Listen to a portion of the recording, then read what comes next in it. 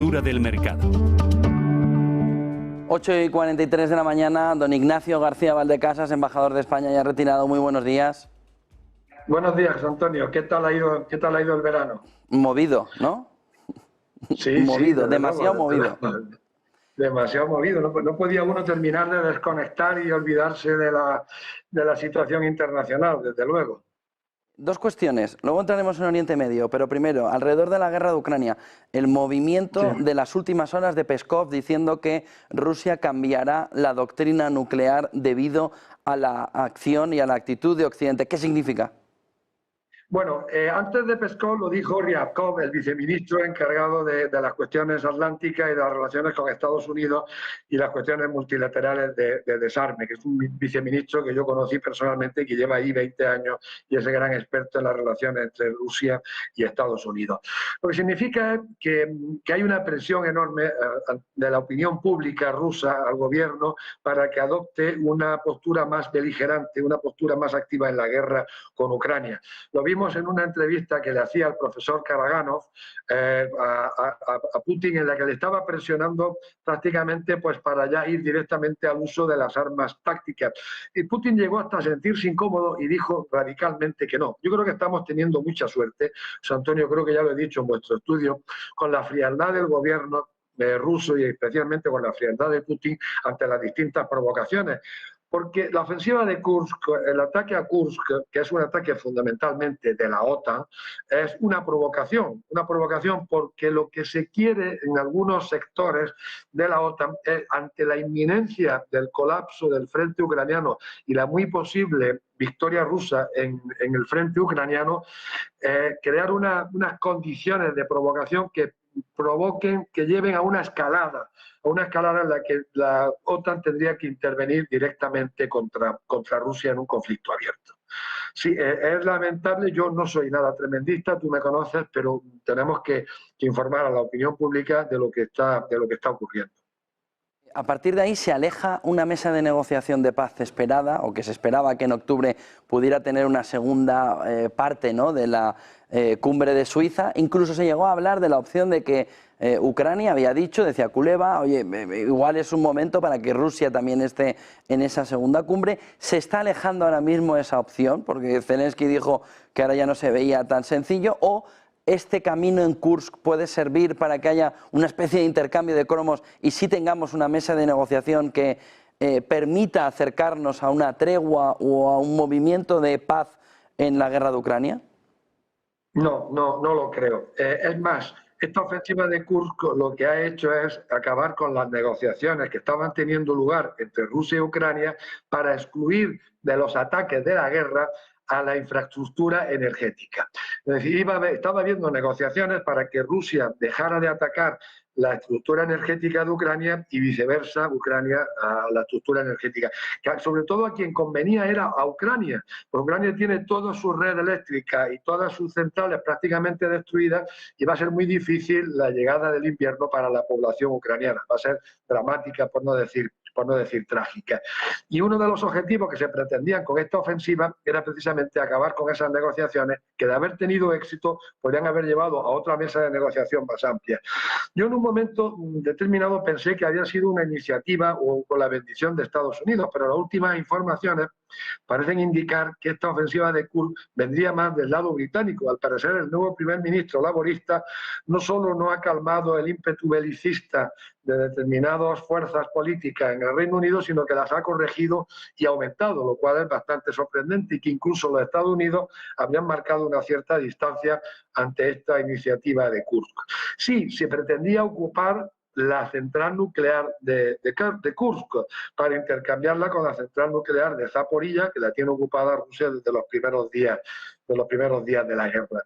Se pretendía también hacer una ocupación de una ciudad importante para utilizarla como baza negociadora, y se pretendía finalmente que Rusia sacara tropas del Donbass y aliviar la presión rusa en el frente ucraniano. Pero yo creo que ninguno de los tres objetivos se han cumplido. El único que se ha cumplido es acabar con las negociaciones en curso, lo cual va a ser desastroso para la población ucraniana de este invierno. Yo creo que hasta el 4 de noviembre lo que tenemos que pedir es que no ocurra ningún accidente, ningún incidente, ningún malentendido que provoque una escalada, que es lo que quiere algunos sectores en los países de la OTAN y al parecer, por lo que se sabe de las últimas informaciones, especialmente en el Reino Unido. Cambiando hacia Oriente Medio, agosto ha sido un mes de tensión alrededor de una posible o de un posible ataque de Irán a Israel que nunca llegó, gracias a Dios, pero empezamos septiembre con un movimiento en contra de Netanyahu importante, de una huelga general convocada por uno de los sindicatos israelíes en el día de hoy, que un movimiento alrededor de una posible tregua, alto el fuego, que permita definitivamente la liberación de los rehenes.